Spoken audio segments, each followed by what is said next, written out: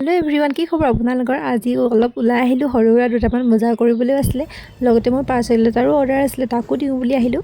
যিহেতু টাউন আহিছোঁ, কিবা এটা খাই যাবই লাগিব, নহ'লেতো মনটোৱে বেয়া লাগি থাকিব। আপোনালোকৰ হয় নাই এনেকুৱা ক'বচোন? টাউনলৈ আহি যদি নোখোৱাকৈ ঘূৰি যায়, একদম মনটো ভাল নালাগে। সেইবাবে আমি ইয়াতে পুৰি ঘুগুনি খাই ল'লোঁ। ইয়াত যে খাবলৈ বিৰাট ভাল লাগে দেই, গৰম গৰম একদম বনাই থাকে, দি থাকে, মানে ইয়াত খোৱাটো মজাই বেলেগ আৰু।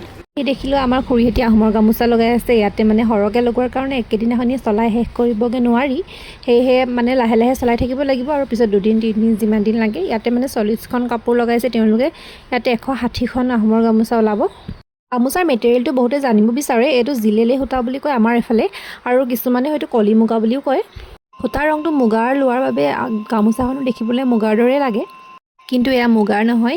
এয়া আপোনালোকক বৈ মেলি শেষ হৈ ফাইনেল গামোচাকেইখন দেখাই দিছোঁ, এই ধৰণে হ'ব। এখন কাপোৰ বৈ মেলি ওলোৱালৈকে যথেষ্ট কষ্ট হয়। যি কি নহওক, আপোনালোককো যদি আহোমৰ গামোচা লাগে, আমাৰ লগত জল্দি কণ্টেক্ট কৰক।